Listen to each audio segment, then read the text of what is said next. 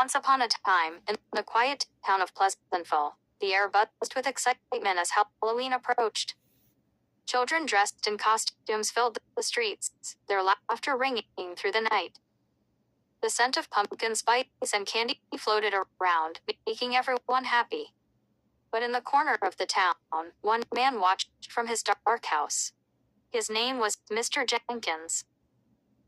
Mr. Jenkins was a very old man. His hair was white, and he had a hunchback that made him look menacing. He had a reputation for being mean and grumpy. No one ever saw him smile. The children of the town whispered stories about him. They believed he was a witch, or perhaps even a monster hiding in plain sight. Everyone feared him, and the bravest children dared each other to knock on his door. But no one ever did. As Halloween night grew closer, Mr. Jenkins sat alone in his dimly lit kitchen, a sinister plan bubbling in his mind. Every year, he watched the joyful children collect candies and enjoy their Halloween. This year, he decided that something had to change.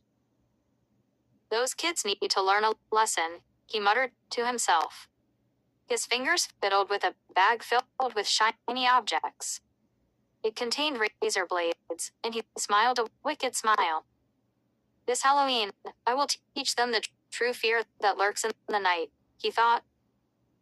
Mr. Jenkins formulated a plan. He decided to give out apples, but they would not be ordinary apples. Inside each apple, he would hide a razor blade. The children would never expect anything to be wrong. They would bite into the red, shiny apples, thinking they were safe treats. His heart raced with excitement at the thought. Meanwhile, a group of brave kids in the neighborhood had decided to go trick-or-treating together. Sarah, the leader, wore a bright witch costume with a tall hat. Jake, the funny one, was dressed as a vampire, while Lily, the youngest, wore a cute bunny outfit. They had been friends since kindergarten and were always ready for an adventure. As they walked through the streets, they filled their bags with candies and laughed at silly costumes. "Let's go to Mr. Jenkins' house," Sarah suggested. The others hesitated. Jake said, "Are you sure? What if he's home?" "But it's Halloween." "He can't be that bad," Sarah insisted. With a push from Sarah, they walked to the scary house on the end of the block, its paint peeling and windows dark. When they reached the door, they stood in a line, nervous but excited.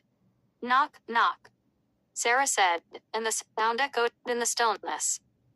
To their surprise, the door creaked open, revealing Mr. Jenkins with a scowl on his face. "What do you want?" he barked, narrowing his eyes. The kids shivered but held their ground. "See, could we please have some candy?" Lily stammered, clutching her bunny ears. Mr. Jenkins's face twisted into a sly grin. "I have something special for you, children." He turned and brought out a large bowl filled with shiny red apples. The children's eyes widened in excitement. "Yay! Apples!" Jake exclaimed, feeling relieved.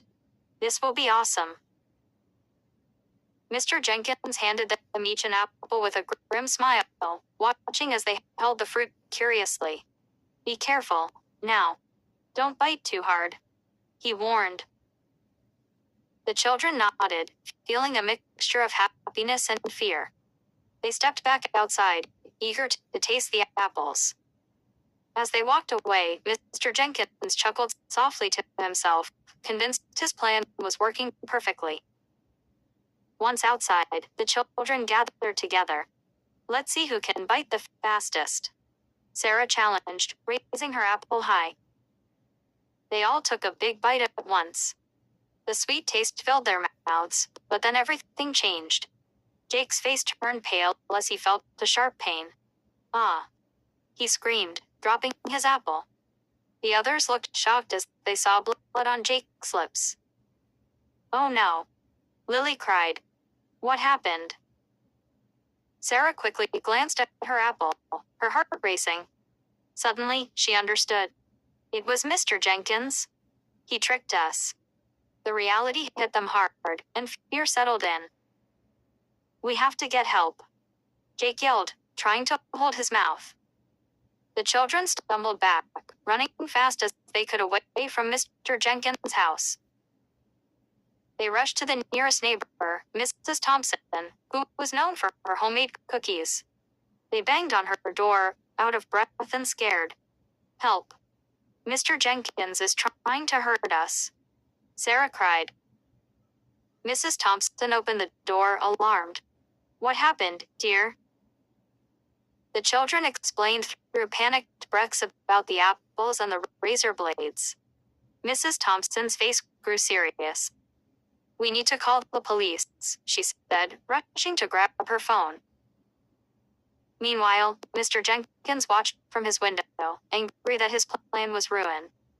The sound of sirens filled the air as the police arrived quickly. They apprehended Mr. Jenkins, finding the remaining apples in his house. The children were shaken but relieved. They learned a valuable lesson about trusting their instincts.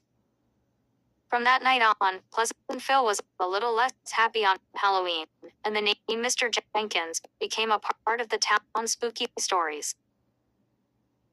As the sun rose the next day, the children looked back at Halloween, realizing that evil sometimes hides behind a friendly facade. The laughter of children continued, but the shadow of Mr. Jenkins would always linger as a reminder to be cautious, especially on Halloween.